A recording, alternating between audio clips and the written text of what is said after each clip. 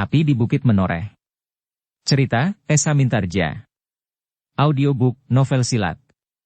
Bab 130. Pemimpin peronda itu menarik nafas dalam-dalam. Bagaimana ia harus berbicara dengan hantu-hantu? Menurut pendengaranku, berkata salah seorang dari para peronda itu, hantu-hantu dapat berbicara seperti manusia. Ternyata orang-orang yang kesurupan dapat juga berbicara. Nah, sekarang apakah hantu yang satu ini mau berbicara atau tidak? Tetapi bayangan itu masih tetap diam. Mungkin hantu-hantu hanya dapat berbicara apabila ia merasuk ke dalam tubuh seseorang, berkata yang lain. Aku bersedia, seorang peronda yang masih muda menyahut. Kalau hantu itu akan meminjam tubuhku untuk dapat berbicara, aku tidak berkeberatan. Tetapi jangan dirusakkan. Aku masih memerlukannya. Hus, desis yang lain. Namun bayangan itu masih tetap berdiam diri, sambil masih saja terayun-ayun di dalam kegelapan. Bukan hantu, desis salah seorang dari peronda itu dengan tiba-tiba. Aku kira seekor kera raksasa. Marilah, kita tangkap saja. Tunggu, berkata pemimpin peronda itu. Meskipun demikian ia sendiri maju beberapa langkah di atas punggung kudanya. Namun tiba-tiba ia mencabut pedangnya. Katanya, ayo, jawablah pertanyaanku. Apakah kau termasuk dalam jenis hantu yang akan mengganggu perjalanan kami? Bayangan itu tidak menyahut. Tetapi tiba-tiba ia meluncur jatuh di tanah. Sekali lagi kuda pemimpin, rombongan itu terkejut. Namun penunggangnya masih berhasil menenangkannya. Kini para peronda itu melihat selingkar bayangan hitam yang tergolek di tanah, seperti seonggok padas.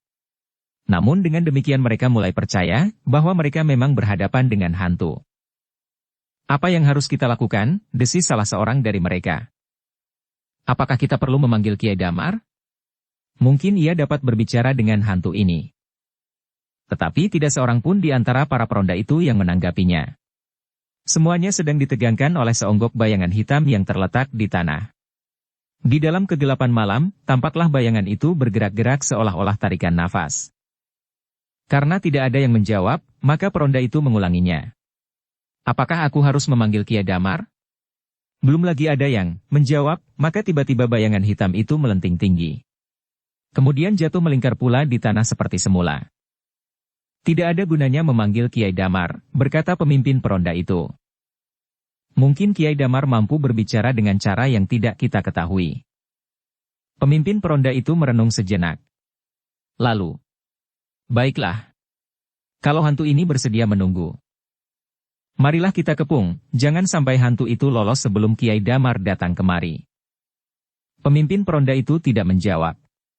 Ia berpaling ketika salah seorang dari mereka segera meninggalkan tempat itu kembali ke pondok Kiai Damar. Kawani anak itu, desis pemimpin peronda kepada seorang peronda yang lain.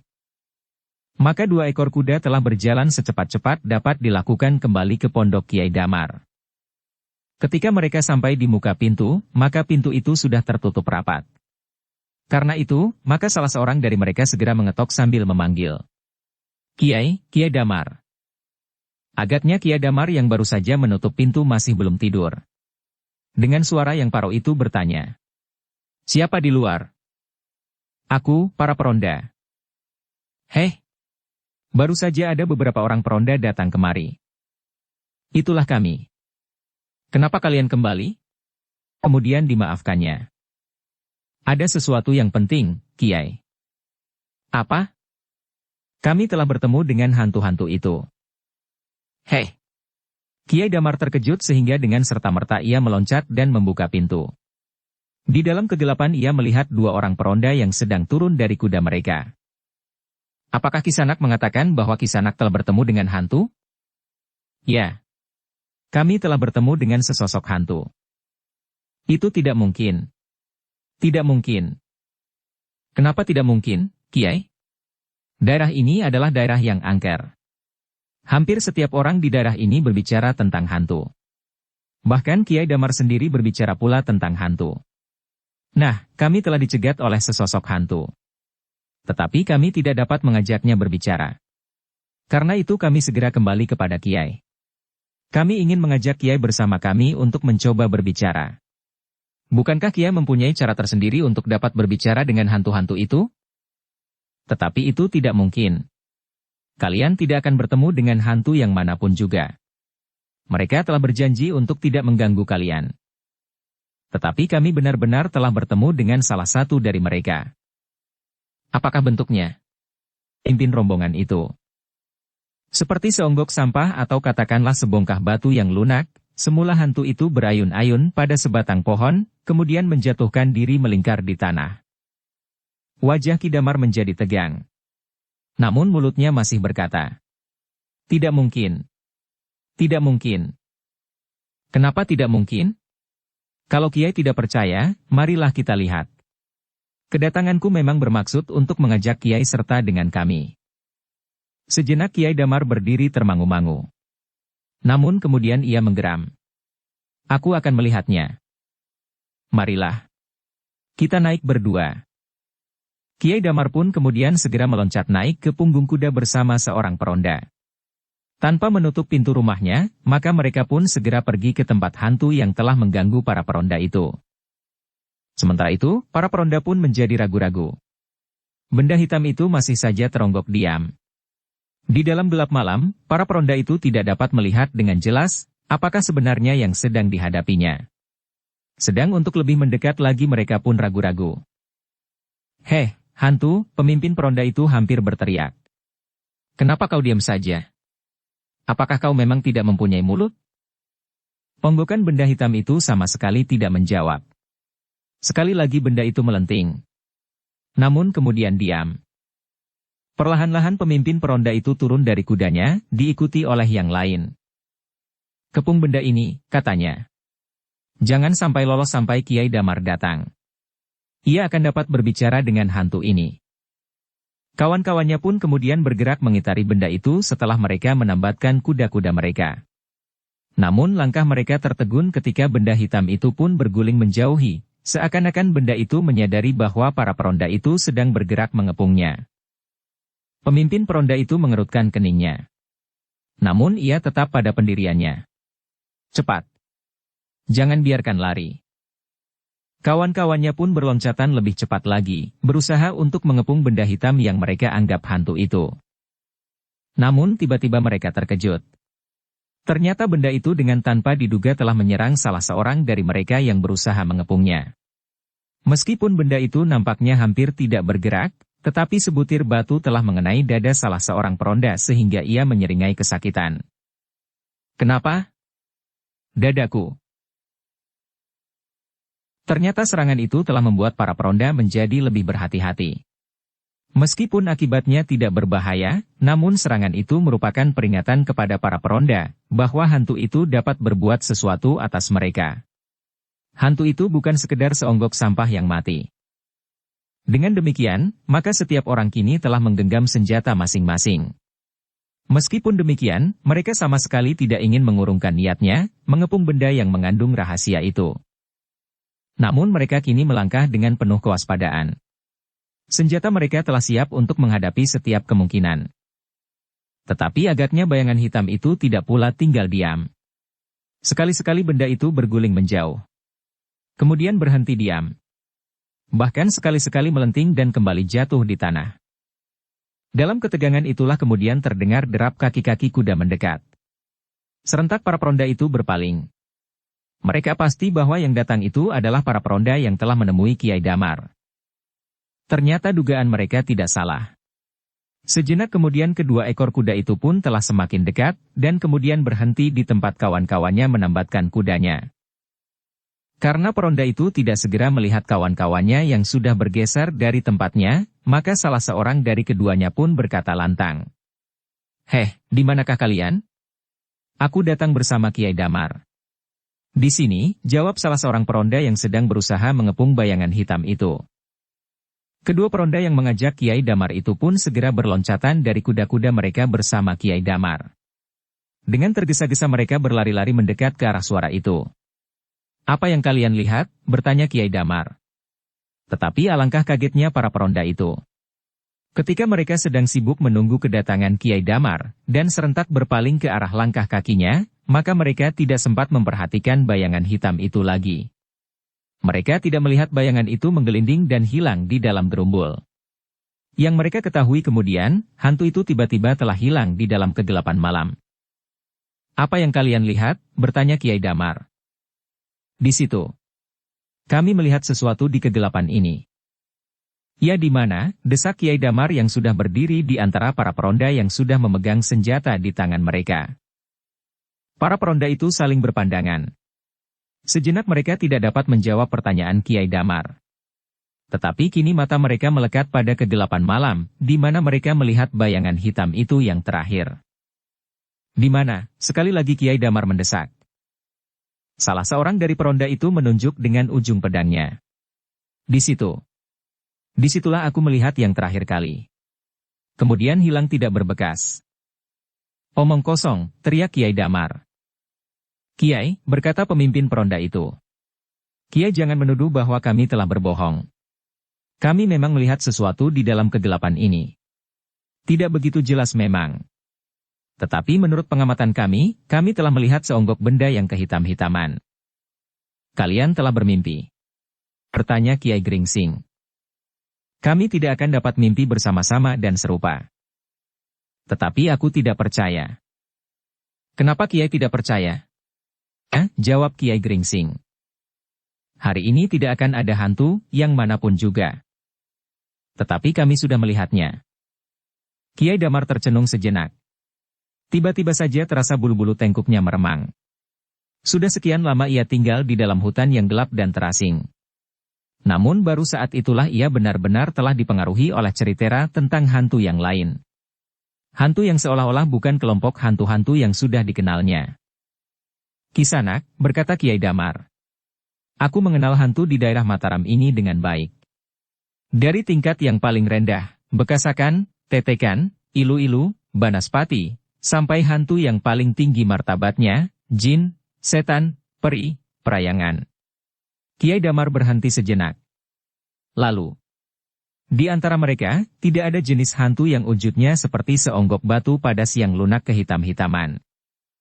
Tetapi Kiai, bukankah hantu itu dapat merubah wujudnya sesuai dengan kehendak mereka pada suatu saat? Tetapi pada dasarnya mereka telah memiliki bentuk yang tetap. Salah seorang peronda yang masih muda berkata, kalau begitu, mungkin kita telah berjumpa dengan hantu dari daerah lain. Dari Pajang misalnya. Atau dari Kali Praga atau dari Gunung Merapi. Jangan mengigau, bentak Kiai Damar yang tampaknya menjadi tegang. Dalam pada itu, selagi mereka sedang sibuk menjajaki jenis hantu yang mereka lihat, tiba-tiba mereka mendengar gemeresak daun yang terguncang. Kemudian disusul oleh sebuah bunyi yang tidak dapat mereka mengerti, tidak begitu jauh dari tempat mereka berdiri. Para peronda itu seolah-olah membeku di tempatnya. Namun senjata-senjata mereka sajalah yang kemudian bergetar di dalam genggaman. Tetapi Kiai Damar agaknya tidak tinggal diam. Tiba-tiba saja ia melenting meloncat ke arah suara itu. Para peronda saling berpandangan sejenak. Dada mereka menjadi berdebar-debar dan nafas mereka pun tertahan-tahan. Mereka hanya dapat memandang dengan tanpa berkedip Kiai Damar yang dengan lincahnya menyusup ke dalam gelap, dan kemudian hilang ditelan oleh tumbuh-tumbuhan liar yang rimbun. Sejenak para peronda itu tidak mendengar sesuatu. Karena itu mereka menjadi cemas, apakah kira-kira yang akan terjadi dengan Kiai Damar yang sedang berusaha untuk mengejar hantu yang agaknya asing baginya. Namun ternyata bahwa Kiai Damar pun termasuk orang yang luar biasa. Para peronda itu tidak dapat mengetahui kemana ia pergi. Karena itu, maka mereka pun tidak dapat mengikutinya untuk melihat apakah yang telah dilakukannya. Dalam pada itu, Kiai Damar pun dengan kemampuan yang ada padanya, berloncatan di antara semak-semak dan gerumbul-gerumbul liar, menuju ke arah bunyi yang tidak dimengertinya. Beberapa saat kemudian langkahnya pun terhenti ketika ia mendengar sesuatu beberapa langkah daripadanya. Ia sudah menduga bahwa ia telah sampai ke tempat yang ditujunya. Karena itu maka dengan hati-hati ia berdiri tegak, sambil memperhatikan keadaan di sekitarnya dengan segenap inderanya. Tak ada gunanya kau bersembunyi, desisnya. Aku tahu, kau berada di balik pohon cangkring. Sejenak tidak terdengar jawaban. Karena itu maka Kiai Damar mengulanginya. Jangan bersembunyi di balik pohon cangkring. Aku mungkin akan membuat pertimbangan yang wajar kalau kau menampakkan dirimu. Tetapi tidak seorang pun yang datang. Sedang suara tarikan nafas itu masih didengarnya. Dari balik pohon cangkring. Akhirnya Kiai Damar kehilangan kesabaran. Ialah yang kemudian melangkah dengan hati-hati mendekati pohon cangkring yang rimbun. Tetapi ia tertegun sejenak. Ia tiba-tiba saja telah kehilangan suara yang memberinya petunjuk bahwa ada seseorang yang bersembunyi di sekitarnya. Apalagi setelah ia sampai di sebelah pohon cangkring, ia tidak melihat seseorang. Tarikan nafas yang didengarnya itu pun seakan-akan telah lenyap. "Heh, jangan lari." Tidak ada jawaban. Tetapi kini ia mendengar suara nafas itu di belakang gerumbul yang lain. Kemarahan yang semakin lama semakin memanasi dadanya, telah membuat Kiai Damar semakin tidak bersabar. Dengan loncatan yang cepat ia melingkari gerumbul yang kelam. Namun sekali lagi ia tidak menemukan sesuatu. Tidak ada suara tarikan nafas, tidak ada seseorang, dan tidak ada apa-apa. Jangan bersembunyi, suaranya lantang. Tetapi tidak ada jawaban apapun. Di kejauhan, para peronda dapat menangkap suara Kiai Damar. Tetapi mereka tidak berhasrat sama sekali untuk mendekat.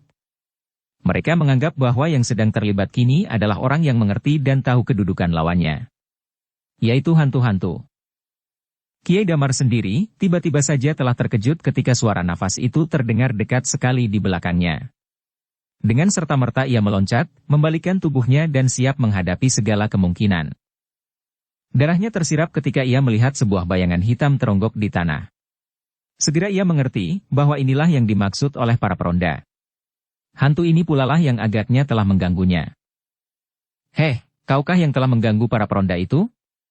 Kiai Damar bertanya lantang. Benda yang hitam teronggok di tanah itu sama sekali tidak menjawab. Namun jelas bagi Kiai Damar bahwa benda hitam itu bernafas seperti manusia. Betapapun lirihnya, namun Kiai Damar dapat mendengar desah yang teratur. "Heh, kenapa kau diam saja?" desak Kiai Damar. Namun tiba-tiba ia terdiam. Para peronda itu menganggapnya sebagai seseorang yang mampu berbicara dengan hantu-hantu. Namun tiba-tiba kini ia berhadapan dengan sesuatu yang tidak dapat diajaknya berbicara. Terngiang kata-kata salah seorang dari para peronda itu. "Kalau begitu mungkin kita telah berjumpa dengan hantu dari daerah lain. Dari Pajang misalnya atau dari Kali Praga atau dari Gunung Merapi." Tiba-tiba tanpa sesadarnya ia bertanya. "Heh, apakah kau hantu dari daerah lain? Bukan dari Alas Mentau?" Kiai Damar terkejut ketika ia mendengar suara menggeram. Ternyata seonggok benda itu telah mengeluarkan semacam bunyi yang asing. "Benar heh? Kau datang dari luar Alas Mentau?" Sekali lagi benda itu menggeram. "Kalau kau mengerti aku, dengar pertanyaanku.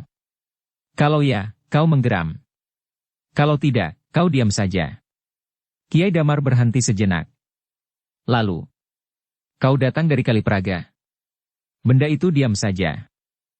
"Dari Gunung Sepikul?" Benda itu masih diam saja. "Dari pesisir?" Benda itu diam saja. "Dari Gunung Merapi?" Pimpin rombongan itu. Ternyata benda itu menggeram, sehingga Kiai Damar dapat mengambil kesimpulan bahwa hantu itu datang dari Gunung Merapi. "Apa maksudmu datang kemari heh?" Tidak ada jawaban. Tapi benda itu hanya menggeram saja. "Persetan," desis Kiai Damar. "Pergilah. Jangan mengganggu daerah ini. Daerah ini adalah daerah hutan Mentau. Kau tidak boleh berada di sini." Tetapi tidak ada jawaban apapun juga. "Pergi.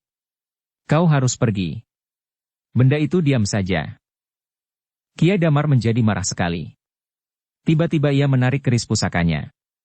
Sambil maju selangkah ia berkata, "Tidak ada makhluk yang dapat menahan kekuasaan keris ini. Kau pun tidak, meskipun kau dapat membuat dirimu menjadi lebih halus dari wadak yang kau perlihatkan." Selangkah demi selangkah Kiai Damar maju mendekati benda yang kehitam-hitaman, yang menyebut dirinya hantu dari Gunung Merapi itu. Namun benda itu sama sekali tidak bergerak, seolah-olah memang menunggu Kiai Damar mendekatinya. "Aku masih memberimu kesempatan," desis Kiai Damar. "Kalau kau tidak segera pergi, aku akan membelah tubuhmu dengan pusaka ini." Seonggok benda hitam itu masih tetap berdiam diri. Namun di dalam kegelapan malam, Kiai Damar yang menjadi semakin dekat melihat bahwa benda itu telah mulai bergerak-gerak. Dengan demikian, maka Kiai Damar pun menjadi semakin hati-hati. Keris di tangannya telah bergetar. Keris itu adalah keris pusaka yang bagi Kiai Damar, memberikan kemantapan apabila ia sedang berhadapan dengan bahaya yang paling besar. Demikianlah, maka pada suatu saat Kiai Damar telah benar-benar kehilangan kesabarannya. Karena itu, maka ia pun segera meloncat semakin dekat sambil mengacukan senjatanya. Tetapi benda yang hitam itu pun kemudian berguling menjauhinya, secepat ia meloncat maju. "Jangan lari. Kau sudah kehilangan semua kesempatan," berkata Kiai Damar sambil mengejar benda itu. Namun tiba-tiba benda yang kehitam-hitaman itu melenting. Dengan cepatnya benda itulah yang mendahului menyerang dengan garangnya. Dalam kegelapan malam Kiai Damar melihat, seakan-akan sebuah sayap yang mengembang. Namun, kemudian meluncur seperti sebatang kayu. Kiai Damar tidak menyangka bahwa benda itu akan menyerang begitu cepatnya. Karena itu, maka ia tidak mempunyai kesempatan untuk menghindar ketika pinggulnya tersentuh tubuh hantu itu. Beberapa langkah Kiai Damar terdorong surut. Dengan susah payah ia mencoba menjaga keseimbangannya. Namun dorongan yang keras itu telah membuatnya jatuh di atas lututnya. Dengan marahnya Kiai Damar menggeram. Secepat kilat ia meloncat berdiri. Tetapi sekali lagi ia terkejut. Dengan sayap yang mengembang, hantu itu telah menyerangnya kembali. Kali ini justru lebih dahsyat, sehingga sekali lagi Kiai Damar terpelanting jatuh di tanah. Dengan susah payah ia berusaha untuk tetap menggenggam senjatanya. Satu-satunya kekuatan yang dibanggakannya saat itu adalah kerisnya. Namun keris itu terjatuh juga di tanah. Karena itu, secepatnya ia berguling ke arah kerisnya yang tidak begitu jauh daripadanya. Ketika keris itu sudah tergenggam di tangannya kembali, maka ia pun segera berusaha untuk bangkit berdiri. Meskipun lambung dan pergelangan tangannya masih terasa sakit, namun ia pun segera berhasil berdiri tegak di atas tanah. Tetapi dadanya menjadi semakin berdebar-debar. Ia tidak melihat lagi lawannya. Bahkan ia tidak mendengar suara apapun yang dapat memberinya petunjuk kemana bayangan hitam itu pergi. "Setan licik," teriaknya. Namun sejenak kemudian, Kiai Damar menjadi ragu-ragu. Betapa gelapnya malam, tetapi ternyata inderanya yang cukup tajam dapat menangkap sesuatu yang mencurigakannya. Sentuhan hantu itu pun terasa aneh pula padanya. Sentuhan itu tidak bedanya dengan sentuhan wadak manusia biasa. Sama sekali bukan hantu, geramnya. Tentu seseorang yang mencoba untuk membuat onar. Namun Kiai Damar menjadi ragu-ragu lagi. Desisnya. Tetapi siapa? Siapa yang mempunyai kemampuan begitu tinggi? Kiai Damar yang mengaku dirinya mempunyai hubungan yang akrab dengan hantu-hantu itu menjadi ragu-ragu. Namun kehadiran makhluk itu, apakah ia hantu apakah ia manusia telah membuatnya ragu-ragu. Selagi ia berdiri termangu-mangu itulah, ia mendengar suara berbisik. "Jangan bingung, Kiai Damar. Apakah kau ingin melihat kenyataanku? Heh, kau dapat berbicara." "Ya, aku memang dapat berbicara." "Ayo, jangan lari. Kalau kau memang ingin berhadapan dengan Kiai Damar." "Baikkah? Aku memang ingin berhadapan dengan Kiai Damar yang selama ini merasa dirinya bersahabat dengan hantu-hantu. Tetapi kau benar, bahwa aku datang dari luar alas Mentaok. Aku datang dari Gunung Merapi." Kiai Damar menggeram. Tetapi ia menjadi berdebar-debar ketika ia melihat sesosok tubuh yang pendek berjalan timpang mendekatinya. "Inilah aku dalam wujudku yang sebenarnya," berkata makhluk pendek dan timpang itu. Desis Kiai Damar. "Kau berbentuk seperti manusia juga. Tetapi kenapa kau berkerudung kain?" "Ini adalah kelengkapanku." Jawab Kiai Gringsing. "Bohong. Kau masih akan mengelabuhi aku. Ayo, tunjukkan bentukmu yang wajar." "Inilah bentukku. Iki bentuk yang tetap." Kiai Damar mengerutkan keningnya. Suara yang tinggi melengking, membuat telinganya menjadi sakit. "Apakah sebenarnya maksudmu mengganggu aku?" bertanya Kiai Damar. "Tidak apa-apa. Tetapi aku memang sedang mengemban tugas." "Omong kosong. Kerja saat ini." "Kiai Damar," berkata makhluk itu. "Bukankah namamu Kiai Damar yang merasa dirimu mampu berbicara dan mempersoalkan nasib hutan Mentaok ini dengan kerajaan Mataram Kajiman? Nah, ketahuilah. Aku adalah Kiai Dandang Wesi. Dahulu di masa kecilnya, aku adalah pemomong Raden Sutawijaya yang kini bergelar Mas Ngabehi Loring Pasar. Tetapi umurku tidak mengizinkan aku untuk selalu melayaninya. Pada suatu saat, aku merasa bahwa ajal telah sampai. Itulah sebabnya, aku mohon izin kepadanya untuk bertapa di kaki Gunung Merapi. Akhirnya aku menemukan bentukku yang sekarang, makhluk itu berhenti sejenak. Lalu, dan kini aku mendapat tugas untuk menemui Raja Mataram Kajiman. Pesan yang aku bawa dari Sri Maharaja Bantar Bumi, Raja Kajiman di Gunung Merapi, yang sebenarnya adalah muridku, agar Raja di Alas Mentaok, tidak mengganggu usaha momonganku, Mas Ngabehi Loring Pasar, membuka hutan ini untuk dijadikan sebuah negeri bagi manusia wadak. Siapa saja yang berani menghalanginya, maka persoalannya akan berkepanjangan, karena aku dan muridku, Sri Maharaja Bantar Bumi tidak akan tinggal diam. Kata-kata hantu yang menyebut dirinya bernama Dandang Wesi itu telah menggetarkan dada Kiai Damar. Sesaat ia meragukannya, namun sesaat kemudian jantungnya menjadi berdebar-debar. Ia sama sekali tidak menyangka bahwa pada suatu saat ia akan berhadapan dengan kerajaan hantu yang lain, yang mengaku kerajaan hantu di Gunung Merapi dan dipimpin oleh seorang raja pula. Karena Kiai Damar terpaku saja di tempatnya tanpa menjawab, maka Dandang Wesi itu berkata, "Nah, kebetulan saja kita bertemu. Kalau kau masih ingin berkelahi, marilah aku layani sejenak. Sebab aku harus segera menghadap Prabu Talangsari dari kerajaan Mataram yang masih sederhana." Kerajaan Mataram ini masih saja seperti kerajaan Mataram lama berabad-abad yang lampau. Cara berpikir mereka pun masih dipengaruhi oleh cara berpikir yang sederhana. Nah, dengan makhluk yang demikian itulah kau berhubungan. Berbeda dengan kerajaan yang tumbuh di Gunung Merapi saat ini, yang dipimpin oleh Sri Maharaja Bantar Bumi. Kalau suatu ketika kau berkesempatan marilah melihat-lihat kerajaan yang baru berkembang itu, sejalan perkembangan tanah Mataram baru ini. Kiai Damar menjadi semakin bingung. Apalagi ketika hantu yang menyebut dirinya bernama Dandang Wesi itu bertanya. "Heh, Kiai Damar. Kalau kau memang benar mampu berhubungan dengan Raja Mataram Kajiman, coba sebutkan bagaimanakah bentuk Prabu Talangsari? Bentuk sewajarnya, dan bentuk yang disukainya?" Kiai Damar seolah-olah terbungkam. Ia berdiri dengan mata terbelalak. Namun demikian kerisnya masih digenggamnya erat-erat. "Aku hormat kepadamu, meskipun seorang pembohong," berkata Dandang Wesi.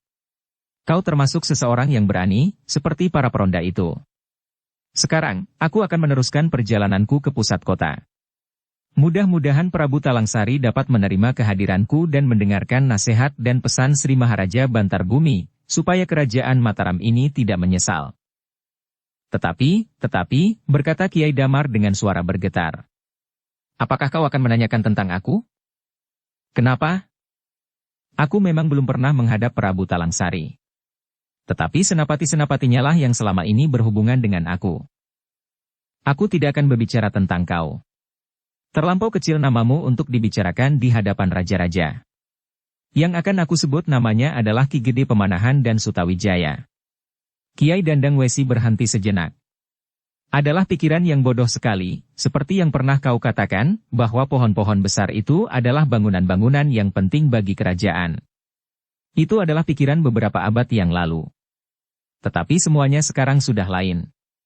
Inilah yang akan aku beritahukan kepada Prabu Talangsari." Kiai Damar tidak menyahut. "Heh, kenapa kau diam saja?" tiba-tiba hantu pendek itu membentak. Kiai Damar tergagap karenanya. "Kau sudah menghina aku," tiba-tiba saja hantu pendek dan timpang itu menjadi sangat marah. "Lalu, kau tidak percaya kepadaku? Kepada semua ceritaku? Terkutuklah kau." Sebelum Kiai Damar menjawab, tiba-tiba hantu pendek itu telah menyerangnya.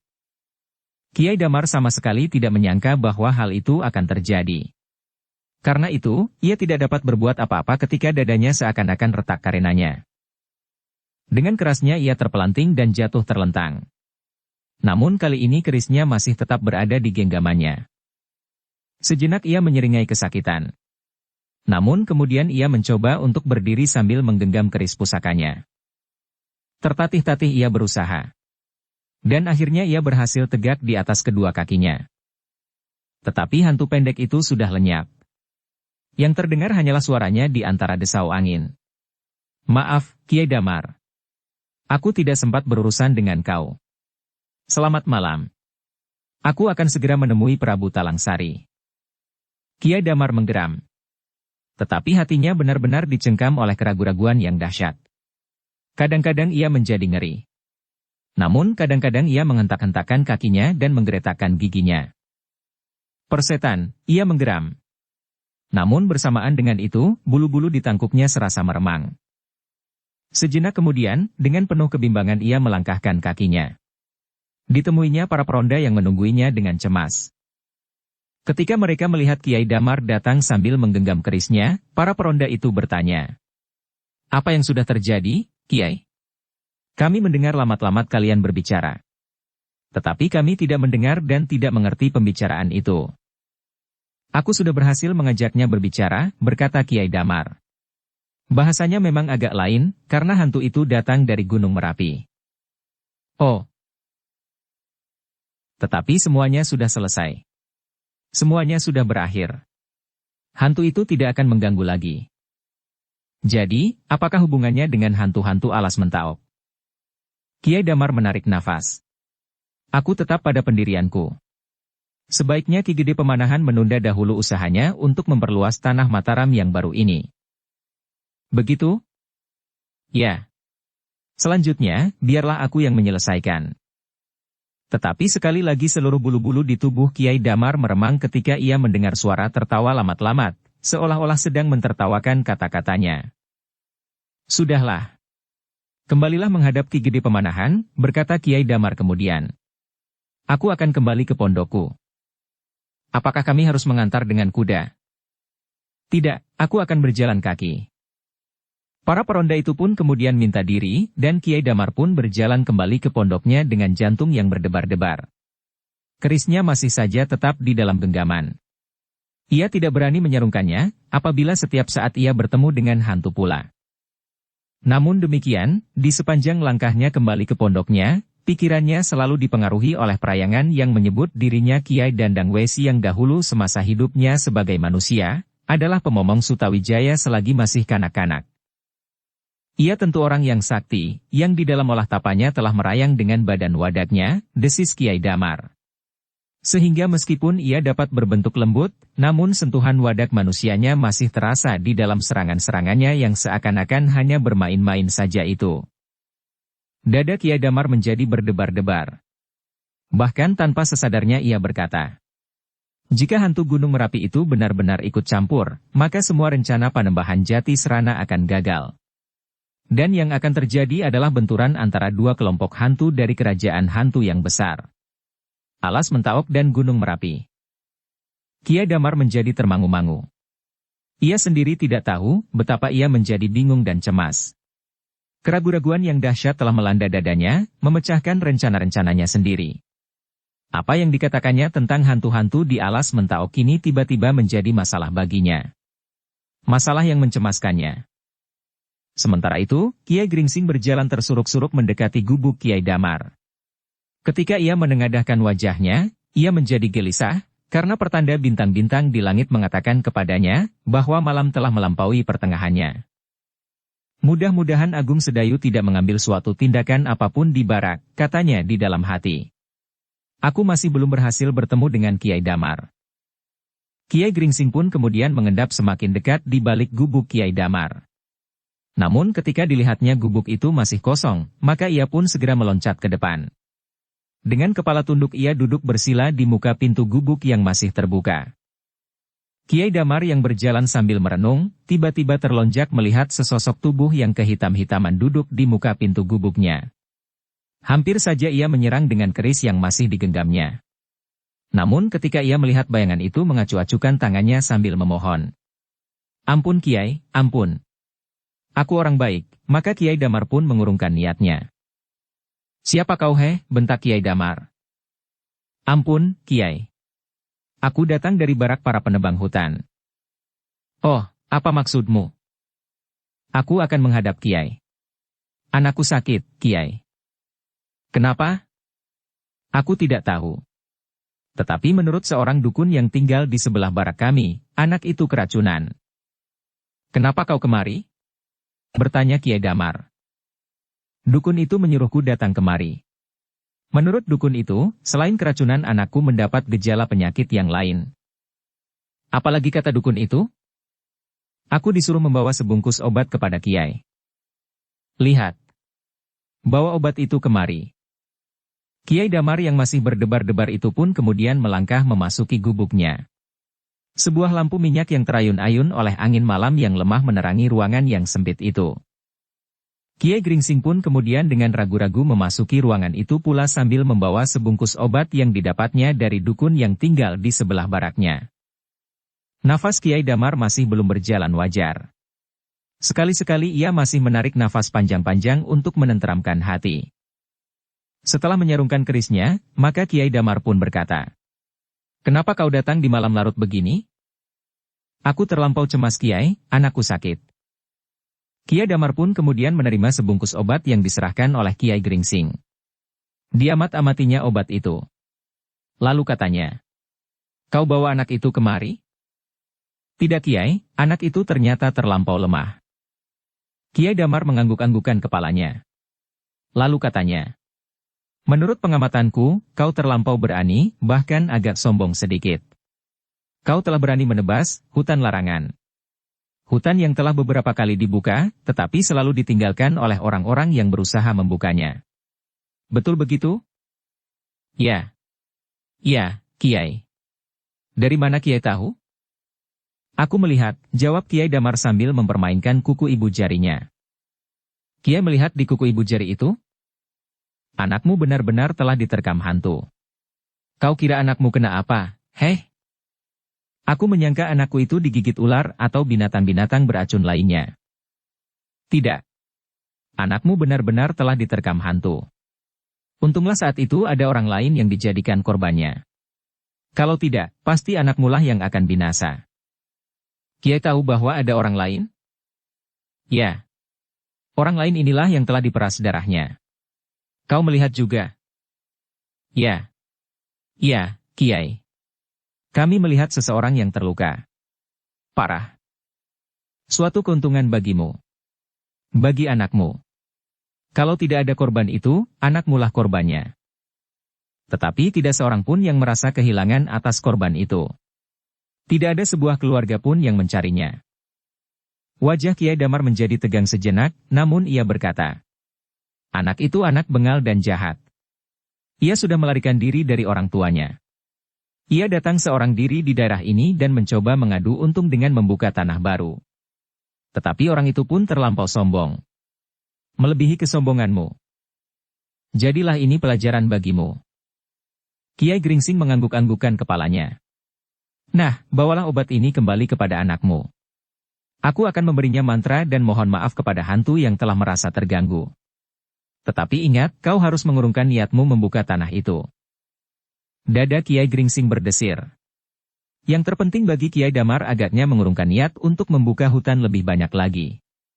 Kepada para peronda dan kepada orang-orang lain dalam setiap kesempatan ia pasti berusaha mencegah meluasnya pembukaan hutan. "Heh, apakah kau mengerti?" tiba-tiba Kiai Damar membentak. "Ya. Ya, Kiai. Aku mengerti. Bawalah obat ini. Ulaskan pada luka anakmu itu. Mudah-mudahan ia menjadi segera sembuh. Tetapi jangan diulangi kesalahan yang pernah dilakukannya bersamamu. Ketahuilah, bahwa setiap jengkal tanah akan dipertahankan oleh para lelembut di daerah alas Mentauk ini." "Ya. Ya, Kiai. Aku akan menghindari kemungkinan yang lebih jelek bagi anak-anakku." "Heh, berapakah anak-anakmu itu?" "2, Kiai. Yang seorang adalah yang sekarang sedang sakit." "Baiklah. Pergilah." Kiai Damar berhenti sejenak. "Tetapi kau memang termasuk seorang pemberani. Mau berani datang kemari di larut malam begini." "Terpaksa sekali, Kiai, terpaksa sekali." "Pergilah." Kiai Gringsing pun segera meninggalkan gubuk itu setelah beberapa kali mengucapkan terima kasih. Tersuruk-suruk ia berjalan di dalam kegelapan malam. Setelah melampaui beberapa patok jalan setapak dan gerumbul-gerumbul yang liar, Kiai Gringsing mulai merasa seseorang mengawasinya. Tetapi ia tidak menghiraukannya. Ia berjalan terus, meskipun ia masih mempunyai beberapa rencana. Dadanya menjadi berdebar-debar ketika ia sadar, tidak hanya seorang sajalah yang mengawasinya. Pasti lebih. Sebagai seorang perantau, maka dengan hati-hati ia mencoba mengamat-amati jalan yang dilaluinya. Kemudian dikenalnya beberapa batang pohon dengan baik. Beberapa macam tanda pengenal yang khusus dan tanda-tanda bintang di langit. Demikianlah, ketika menurut pengenalan perasaannya ia sudah terlepas dari pengawasan, maka ia pun segera menyusup di balik gerumbul-gerumbul yang lebat. Dengan ketajaman pengamatannya maka ia pun segera melingkar kembali mendekati gubuk Kiai Damar. Dengan sangat hati-hati ia berusaha mendekatinya dari belakang. Setiap langkah Kiai Gringsing selalu memperhitungkan kemungkinan-kemungkinan yang ada di sekitarnya. Namun ia berhasil melepaskan diri dari setiap pengamatan, sehingga ia dapat mendekati gubuk itu kembali. Kiai Gringsing menahan nafasnya ketika ia mendengar suara dari dalam gubuk itu. Aku menunggunya lama sekali, Kiai. Apakah ia sudah lama datang? Mainkan kuku ibu jarinya. Sudah terlalu lama. Aku tidak ada di tempat. Biarlah aku yang menyelesaikan. Apakah Kiai pergi? Memang tidak. Ya. Dengan para peronda. Agaknya orang itu menunggu aku di muka gubuk ini, karena ketika aku kembali, orang itu sudah duduk bersila di depan pintu yang terbuka. Hampir saja aku kehilangan kesabaran, dan meninggalkan tempat pengawasan itu, berkata yang lain. Untung, kau tidak datang kemari. Kalau kau datang, orang itu pasti bertanya-tanya, siapakah yang telah datang ke tempat ini pula, atau kaulah yang akan disangkanya bernama Kiai Damar, maksudku dukun sakti yang akan ditemuinya, karena ia belum pernah mengenal aku dan barangkali juga belum mengenal namaku kecuali orang-orang di barak itu telah memberitahukannya. Ya, suara yang lain lagi. Aku pun hampir mendatanginya kemari. Apakah kemudian orang itu menumbuhkan kecurigaan kalian? Tidak. Ternyata tidak. Kiai Gringsing yang mendengarkan di balik dinding menarik nafas lega. Sesaat ia masih tetap berada di tempatnya. Menurut pengamatannya, di dalam gubuk itu ada lebih dari 3 orang selain Kiai Damar sendiri. Sejenak kemudian ia mendengar suara Kiai Damar perlahan-lahan. Tetapi aku telah menjumpai persoalan baru sesaat sebelum aku menemui orang tua itu. Apa, Kiai? Tiba Kiai Damar membentak. Sebenarnya aku sendiri masih ragu-ragu. Tetapi biarlah aku ceritakan saja apa yang aku lihat. Orang-orang yang lain pun bergeser maju. Apakah ada sesuatu yang penting terjadi? Ya, jawab Kiai Damar yang kemudian menceritakan apa yang dilihatnya bersama para peronda itu, dan yang kemudian telah melibatnya dalam perkelahian. Nah, aku sendiri tidak mengerti bagaimana kita harus menanggapi keadaan itu. Sejenak tidak terdengar sesuatu. Namun kemudian salah seorang bertanya. Apakah Kiai menganggap bahwa yang telah Kiai temui benar-benar perayangan dari Gunung Merapi? Itulah yang meragukan aku. Tetapi untuk menolak kepercayaan itu pun agaknya terlampau berat. Ruangan itu kembali menjadi sepi. Yang terdengar hanyalah desah nafas yang bersahut-sahutan. Sudahlah, berkata Kiai Damar. Sebaiknya kita menunggu perkembangan keadaan. Rencana kita sementara ini berjalan terus. Baiklah. Kita masih harus menunggu bukti-bukti mendatang dari makhluk yang menyebut dirinya bernama Kiai Dandang Wesi itu. Belum lagi mereka selesai berbicara, tiba-tiba mereka terkejut. Serentak mereka meraba senjata masing-masing ketika mereka mendengar suara tertawa dalam nada yang tinggi meskipun lamat-lamat seperti yang sudah pernah didengar oleh Kiai Damar, seolah-olah suara itu sedang mentertawakan pembicaraan mereka. Suara itulah yang pernah aku dengar, desis Kiai Damar. Marilah kita cari, ajak seorang dari mereka. Kiai Damar termenung sejenak lalu. Tidak ada gunanya. Hantu itu pasti sudah pergi atau menghindarkan diri dari tangkapan mata wadak kita. Biarlah ia pergi, sementara kita harus semakin berhati-hati. Kawan-kawan Kiai Damar itu pun menjadi termangu-mangu sejenak. Sebenarnya mereka pun ragu-ragu, apakah mereka akan dapat menemukan sumber suara itu apabila mereka mencarinya. Karena itu, maka mereka pun mengangguk-anggukan kepalanya, dan salah seorang berkata, soalnya akan bertambah sulit. Tetapi yang aneh adalah justru adanya kerajaan Mataram Kajiman. Kita yang tinggal di sini dan banyak mengetahui mengenai alas Mentaok dengan segala isinya, belum pernah mendengar nama Prabu Talangsari. Kiai Damar tidak menjawab. Tetapi wajahnya menjadi tegang. Dalam pada itu Kiai Gringsing berjalan dengan sangat tergesa-gesa kembali ke barak. Ternyata tengah malam telah lama lampau. Seandainya Agung Sedayu tidak sabar menunggu, maka keadaan di barak itu pasti akan segera berubah. Sebenarnya lah bahwa Agung Sedayu hampir tidak dapat menahan hati lagi. Dengan gelisahnya ia menunggu. Ketika tengah malam lewat, dan gurunya belum juga datang, maka dengan dada berdebar-debar ia bangkit dan duduk di samping Suandaru. Guru belum datang, desis Suandaru yang ternyata belum tidur juga. Agung Sedayu menggeleng. Belum. Aku menjadi gelisah. Guru berpesan, apabila lewat tengah malam guru tidak datang, maka aku harus berbuat sesuatu. Sekarang. Semakin cepat, semakin baik. Suandaru menarik nafas dalam-dalam. Tetapi kemudian katanya, aku ikut bersama Kakang. Bukankah Kakang akan mencari Ki Gede Pemanahan dan melaporkan apa yang telah terjadi? Agung Sedayu mengangguk. Namun kemudian ia berkata, tetapi kau masih terlampau lemah. Tidak. Aku sudah hampir pulih kembali. Obat yang diberikan oleh guru terlampau baik, meskipun masih juga terasa kelemahan pada sendi-sendi. Tinggallah kau di sini. Bertanya Kiai Gringsing. Tidak, Kakang, aku akan ikut serta. Hus, desis Agung Sedayu. Jangan terlampau keras. Kalau aku tinggal di sini, berkata Suandaru kemudian. Mungkin aku tidak akan dapat mengendalikan diri. Mungkin aku berbuat sesuatu atas orang-orang dungu itu. Agung Sedayu menjadi bimbang. Tetapi setiap saat agaknya menjadi sangat berharga. Kalau gurunya benar-benar mengalami kesulitan, maka ia segera memerlukan seseorang yang dapat membantunya. Orang itu tidak lain adalah Ki Gede Pemanahan. Namun kemudian ia berdesis. Aku akan menunggu, sejenak. Aku akan menengoknya di halaman. Kalau jelas bahwa guru tidak datang, sebentar lagi aku akan pergi. Kalau kau sudah merasa baik, kita akan pergi bersama-sama. Sekarang, apa yang akan Kakang lakukan? Turun ke halaman. Terus pergi? Tidak. Kalau aku pergi, aku akan memberitahukan kepadamu. Suandaru mengangguk-anggukan kepalanya. Kau harus tetap berbaring. Aku akan pergi keluar. Kalau ada yang melihatku dan bertanya, aku akan menjawab bahwa kau haus. Suandaru mengangguk-angguk pula. Tang dari barak para penebang hutan. Agung Sedayu pun kemudian perlahan-lahan berjalan di antara orang-orang yang sudah tidur nyenyak. Didorongnya pintu barak itu dengan hati-hati. Sejenak dilemparkan pandangan matanya keluar. Ke dalam kegelapan malam. Tanpa sesadarnya ia meraba lambungnya. Ketika terasa tangkai cambuk di bawah bajunya, maka ia pun menarik nafas dalam-dalam. Di dalam hati ia berkata, kalau terpaksa, apa boleh buat?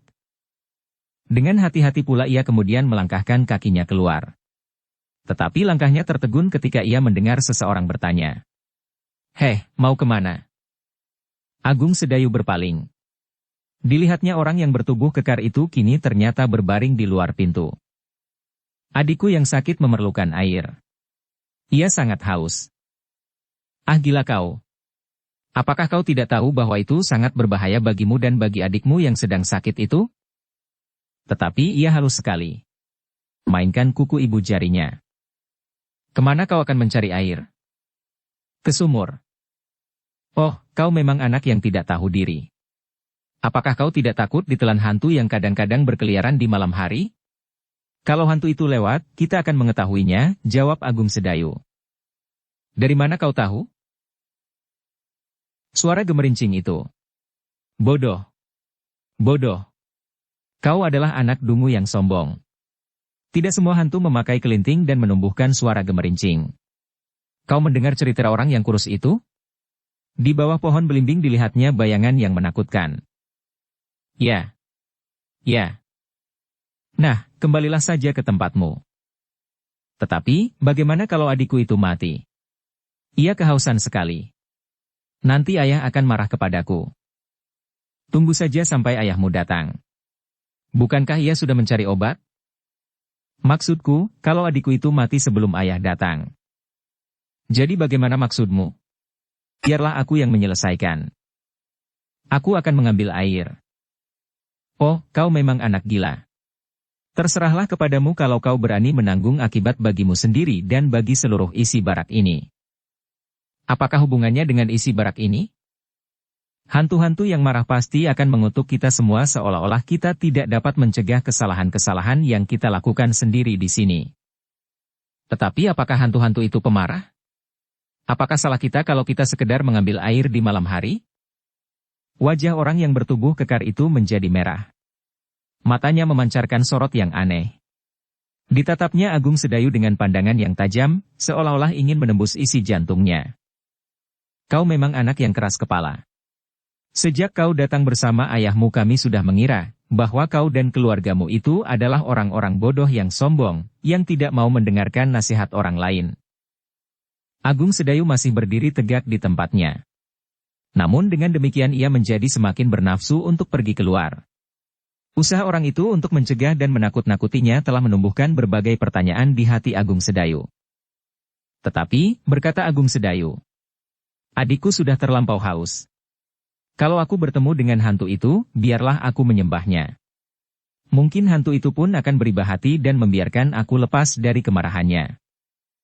Persetan, bentak orang yang bertubuh kekar itu. Namun ternyata pembicaraan itu telah membangunkan beberapa orang yang tidur di sekitarnya.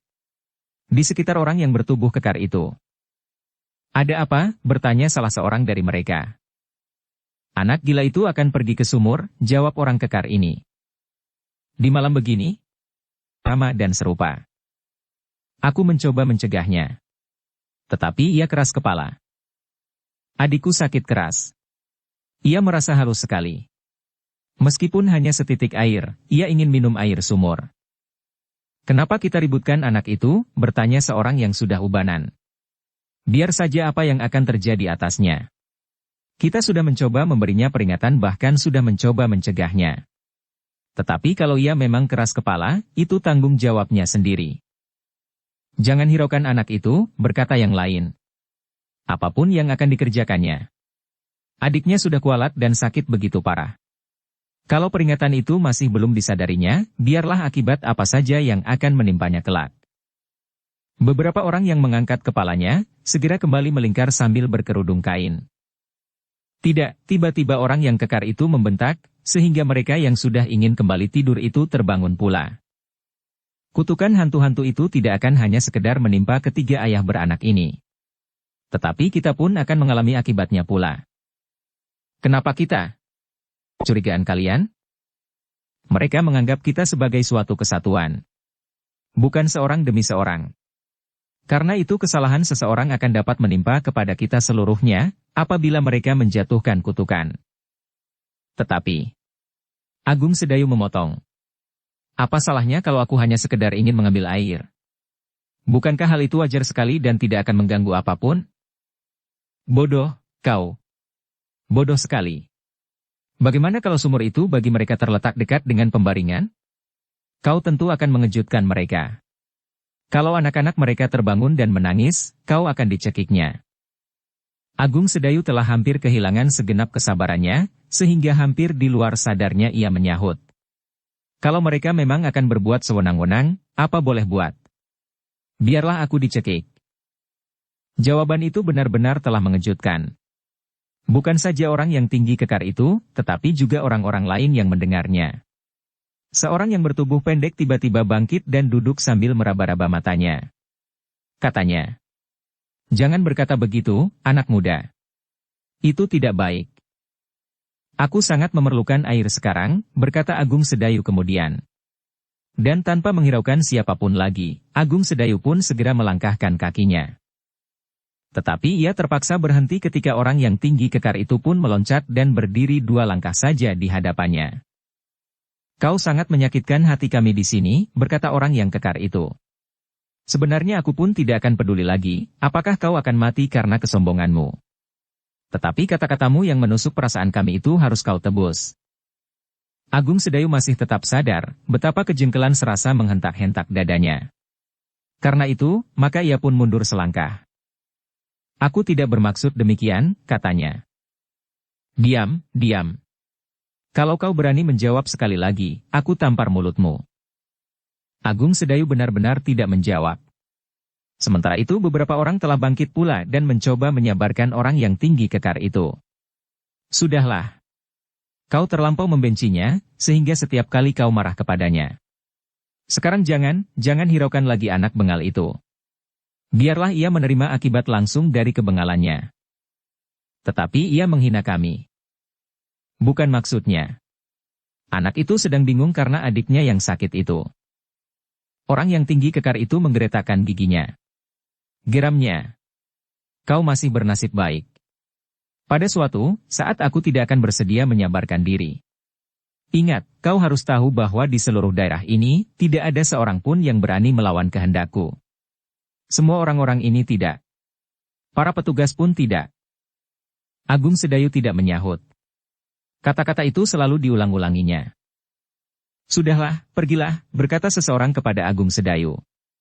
Kalau kau masih berdiri saja di situ, mungkin mulutmu benar-benar akan berdarah dan membengkak. Aku pernah menyaksikan hal yang serupa pada seorang anak muda yang sombong seperti kau. Tetapi akhirnya anak itu hampir mati ketakutan. Agung Sedayu mengerutkan keningnya. Tetapi ia sudah berniat untuk keluar dari barak itu, sehingga ketika orang-orang itu melihatnya berjalan juga keluar, mereka menggeleng-gelengkan kepala. Salah seorang bergumam. Anak yang keras hati. Orang yang tinggi kekar itu menggeram. Kalau saja tidak terhalang oleh beberapa orang, ia sudah meloncat dan menerkam Agung Sedayu.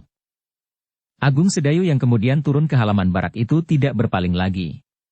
Ia tidak mau kehilangan kesempatan itu, sehingga dengan tergesa-gesa ia pun kemudian menghilang di dalam gelap. Ketika hiruk-pikuk di dalam barak sudah tidak terdengar lagi, barulah Agung Sedayu menyadari keadaan dirinya. Ia kini berdiri di dalam gelapnya malam. Bagaimanapun juga terasa bulu-bulunya meremang. Namun, anak muda itu kemudian menghentakkan tangannya sambil menggeram. Manusia adalah makhluk terkasih dari Yang Maha Kuasa. Tidak ada makhluk yang akan dapat mengganggunya, selagi manusia itu sendiri tidak memisahkan diri dari Tuhannya. Agung Sedayu pun kemudian seolah-olah mendapatkan kekuatan dan keberanian yang baru. Perlahan-lahan ia berjalan di dalam gelapnya malam. Ditatapnya jalur jalan yang membujur seakan-akan menghunjam ke dalam kelam. Dari sana gurunya nanti akan datang, apabila tidak ada kesulitan di jalan. Tengah malam telah lewat, desis Agung Sedayu. Kalau guru tidak segera datang, aku harus menghadap Ki Gede Pemanahan. Tetapi Agung Sedayu belum tahu dengan pasti, jalan yang paling dekat menuju ke pusat tanah yang sudah dibuka ini. Tetapi aku sudah mendapat ancar-ancarnya, ia bergumam pula. Tanpa sesadarnya Agung Sedayu berjalan semakin lama semakin jauh. Tetapi ketika ia berpaling, ia masih melihat cahaya lampu yang kemerah-merahan menyusup dari celah-celah dinding. Suandaru akan ikut serta, apabila aku pergi ke tempat Ki Gede Pemanahan, desis Agung Sedayu. Namun selagi Agung Sedayu berjalan selangkah demi selangkah menyongsong gurunya, yang sama sekali masih belum tampak, meskipun tengah malam telah agak jauh lalu, tiba-tiba ia dikejutkan oleh suara yang aneh dari balik gerumbul. Dengan serta-merta Agung Sedayu mempersiapkan dirinya meskipun ia belum bersikap. Dadanya berdesir tajam sekali ketika kemudian ia mendengar suara gemerincing. Pikirannya segera lari kepada pengenalannya atas suara itu, seperti yang pernah didengarnya di sekitar barak beberapa malam yang lalu. Hantu itu, desisnya. Datang dari barak para penebang hutan. Tetapi segera ia mengenal dirinya sendiri sebagai makhluk terkasih dari Yang Maha Kuasa. Yang lebih kuasa dari hantu-hantu yang manapun juga. Karena itu, maka tiba-tiba saja ia berdiri tegak dengan kaki renggang, seolah-olah ia sedang menghadapi lawan yang menantangnya berperang tanding. Sedang tangan kanannya telah melekat pada tangkai cambuknya yang membelit di lambung di bawah bajunya. Namun dada Agung Sedayu menjadi berdebar-debar, bahkan tangannya menjadi gemetar ketika ia melihat sesosok tubuh yang tinggi sekali. Hampir 2 kali lipat tubuhnya sendiri. Di ujung tubuh yang tinggi kehitam-hitaman itu, menjenguk sebuah tengkorak yang mengerikan. Di seputar matanya yang hitam menjorok ke dalam, tampak cahaya yang berkeredipan. Tanpa sesadarnya, Agung Sedayu melangkah surut. Ia adalah seorang anak muda yang di masa kecilnya dikungkung oleh perasaan takut. Takut kepada apapun juga. Di jalan menuju ke Sangkal Putung, ia hampir menjadi pingsan ketika teringat olehnya hantu bermata satu yang menurut pendengarannya menunggui pohon randu alas di tikungan. Setelah ia berhasil memecahkan tali yang mengikat perasaannya itu, kini tiba-tiba ia telah bertemu dengan hantu. Hantu yang ditakuti oleh sekian banyak orang. Hampir saja Agung Sedayu dicengkam kembali oleh perasaan takutnya. Namun sekali lagi ia menghentakkan perasaannya. Diam-diam ia berdoa di dalam hatinya. Suatu keyakinan yang kuat kini telah tumbuh di hatinya, keyakinan yang belum dipunyainya pada saat ia berhadapan dengan hantu bermata satu pada pohon randu alas itu.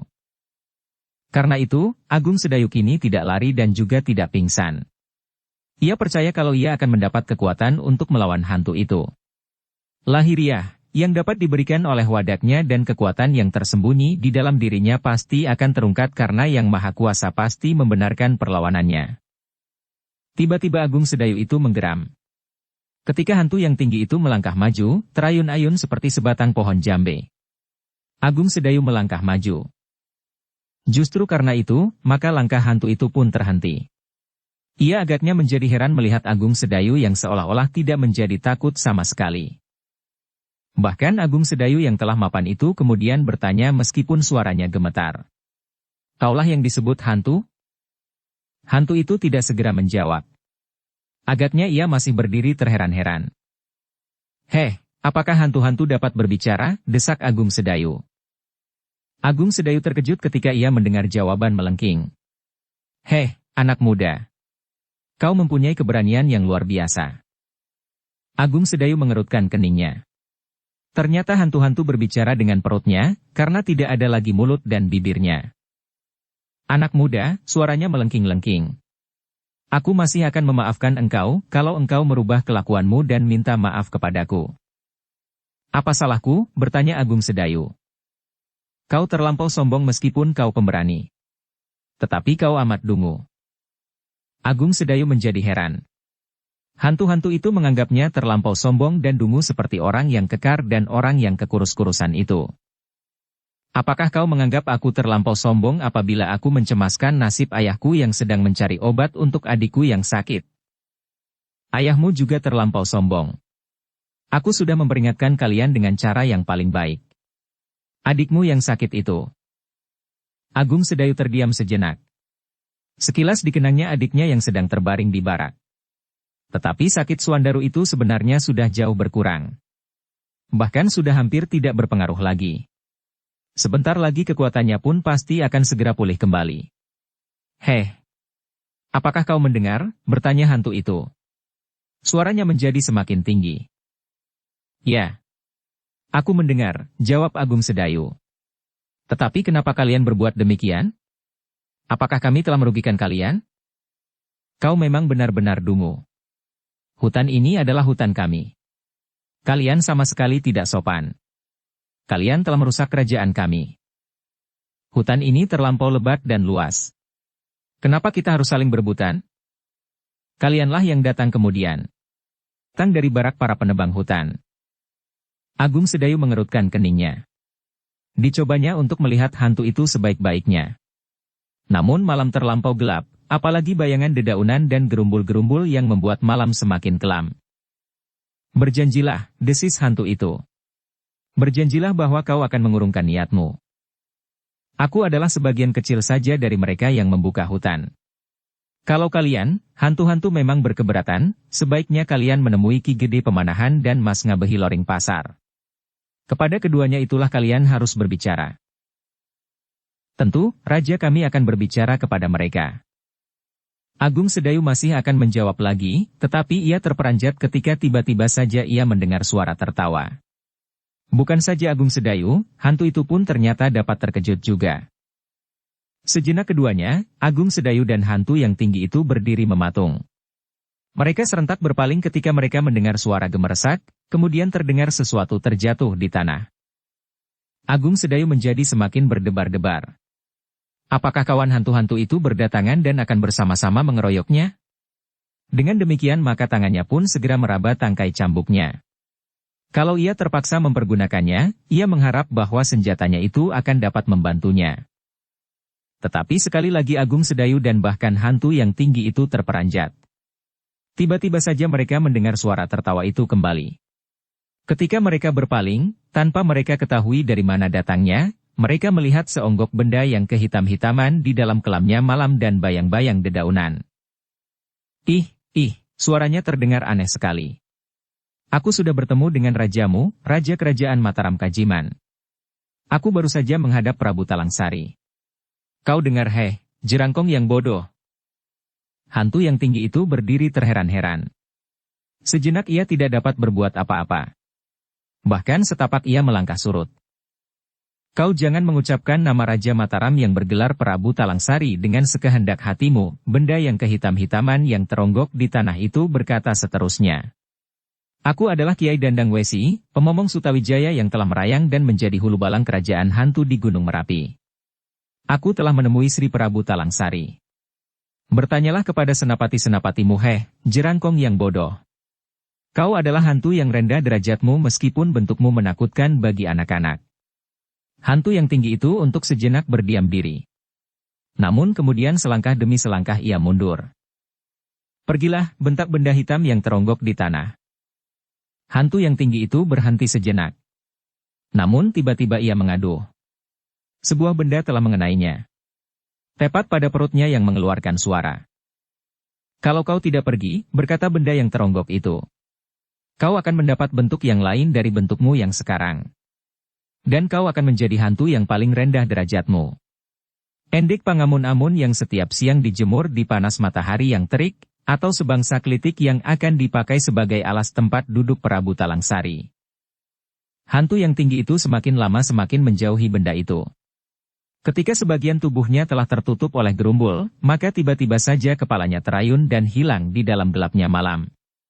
Yang terdengar kemudian adalah gemerisik daun-daun yang tersibak. Agung Sedayu menjadi berdebar-debar. Jantungnya seakan-akan berdentang semakin keras. Tiba-tiba saja ia dihadapkan pada dua jenis hantu yang bermusuhan. Namun ketika ia berpaling, darahnya tersirap. Hantu yang seakan-akan tidak mempunyai bentuk itu telah lenyap pula tanpa bekas. Sejenak Agung Sedayu berdiri termangu-mangu. Digosok-gosoknya matanya, seakan-akan ia tidak percaya pada penglihatannya. Bahkan ia pun kemudian berdesis. Bukankah aku tidak bermimpi? Beberapa saat Agung Sedayu berdiri di tempatnya. Teka-teki yang dihadapinya ternyata terlampau sulit untuk dipecahkannya. Aku akan mengatakannya kepada guru. Mungkin guru pernah melihat jenis-jenis hantu serupa itu. Agung Sedayu berkata kepada diri sendiri. Namun, dengan demikian ia pun segera teringat kepada gurunya. Tengah malam telah jauh lampau. Tetapi Kiai Gringsing masih juga belum kembali. Agung Sedayu menarik nafas dalam-dalam. Namun pertemuannya dengan hantu-hantu itu justru membuatnya menjadi semakin tatak. Karena itu maka ia pun melanjutkan langkahnya menyusuri jalan sempit yang akan dilalui oleh gurunya. Dalam keremangan malam, sekali lagi langkahnya terhenti. Ia melihat bayangan kehitam-hitaman di jalan yang dilaluinya itu pula. Semakin lama menjadi semakin dekat. Sekali lagi Agung Sedayu bersiaga. Kini ia merasa benar-benar telah berada di sebuah dunia yang asing. Dunia hantu-hantu. Seakan-akan ia berada di tengah-tengah masyarakat hantu yang mengerikan. Tetapi Agung Sedayu tidak lari. Ia berdiri tegak dengan ketabahan hati, menunggu bayangan yang kehitam-hitaman itu menjadi semakin dekat pula. Namun Agung Sedayu itu kemudian menarik nafas panjang. Panjang sekali. Semakin dekat bayangan itu, semakin jelas baginya, bahwa bayangan itu adalah sesosok tubuh seseorang yang berjalan perlahan ke arahnya. Dan Agung Sedayu pun segera mengenal pula bahwa orang itu adalah gurunya, Kiai Gringsing. Guru, desis Agung Sedayu. Kenapa kau berada di sini? Bertanya Kiai Gringsing. Agung Sedayu tidak segera menjawab. Ditatapnya Kiai Gringsing tajam-tajam seperti hendak meyakinkan dirinya, bahwa ia benar-benar berhadapan dengan gurunya. Apakah yang aku hadapi ini bukan sesosok hantu yang menyamar sebagai guru? Pertanyaan itu tiba-tiba saja melonjak di hatinya. Namun wajahnya kemudian menjadi kemerah-merahan ketika ia mendengar gurunya seakan-akan dapat menebak isi hatinya. Agung Sedayu, kenapa kau memandangku begitu? Apakah kau ragu-ragu bahwa aku benar-benar gurumu? Cobalah, raba tubuhku. Menurut pendengaranku, tubuh hantu terlampau dingin. Agung Sedayu tidak menjawab. Tetapi ketika ia mendengar gurunya tertawa, ia pun tertawa pula. Aku menjadi sangat cemas, berkata Agung Sedayu kemudian. Tengah malam telah jauh lewat. Ya. Aku harus menunggu Kiai Damar, dukun itu. Ternyata ia sedang pergi dari rumahnya. Agung Sedayu mengangguk-anggukkan kepalanya. Namun tiba-tiba ia bertanya. Apakah guru lama menunggu? Ya, cukup lama. Apakah guru pasti bahwa Kiai Damar yang guru katakan itu akan kembali malam ini juga? Kiai Gringsing mengerutkan keningnya. Namun kemudian ia tersenyum. Tentu tidak. Bagaimana kalau ia tidak kembali? Itu akan kembali malam ini juga? Tentu aku tidak akan menunggu sampai besok, jawab gurunya. Sebenarnya aku pun sudah mulai gelisah, ketika bintang gubuk penceng tepat di atas ujung selatan bumi. Aku sudah berniat untuk menghadap Ki Gede Pemanahan. Tetapi untunglah, aku belum berangkat. Kiai Gringsing mengangguk-anggukkan kepalanya, lalu katanya. Bagaimana dengan adikmu? Ia menjadi semakin baik. Kalau aku akan menghadap Ki Gede Pemanahan, ia akan serta. Aku kira ia memang sudah berangsur sembuh, meskipun kekuatannya belum pulih kembali. Sayang, berkata Agung Sedayu tiba-tiba. Guru tidak datang lebih cepat. Kenapa? Aku terpaksa bertengkar dengan orang yang tinggi kekar itu. Kau apakan orang itu? Aku tidak berbuat apa-apa, sahut Agung Sedayu yang kemudian menceritakan pertengkarannya dengan orang yang kekar itu. Bagus. Memang sebaiknya kau tidak berbuat apa-apa. Namun Kiai Gringsing kemudian berpikir. Tetapi bagaimana dengan Suandaru yang kau tinggalkan itu? Maksud, guru? Tinggi kekar itu. Apakah anak itu tidak menjadi sasaran kemarahan mereka? Tetapi Suandaru sudah sembuh. Itulah yang aku cemaskan. Ia tidak akan dapat menahan hati sejauh yang dapat kau lakukan. Agung Sedayu mengerutkan keningnya. Lalu. Tetapi orang-orang lain bersikap baik. Mereka akan melerainya. Bersambung ke bab 131.